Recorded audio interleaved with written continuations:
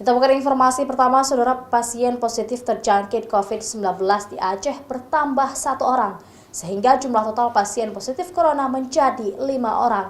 Untuk mengantisipasi penyebarannya, Kota Banda Aceh memberlakukan parsial lockdown atau lockdown untuk kawasan-kawasan tertentu.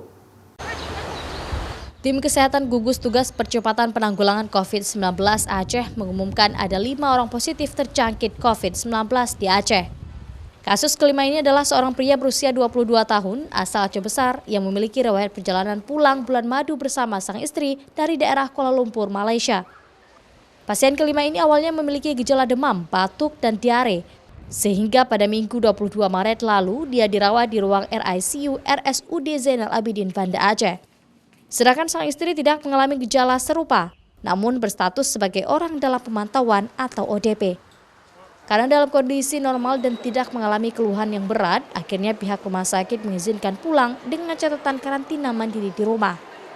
Sementara yang positif, teman-teman, ada penambahan 1 orang pada hari ini, sehingga jumlah total sudah 5 orang.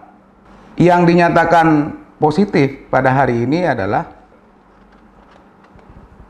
pasien laki-laki usia 22 tahun, keluhannya batuk, demam, dan diare.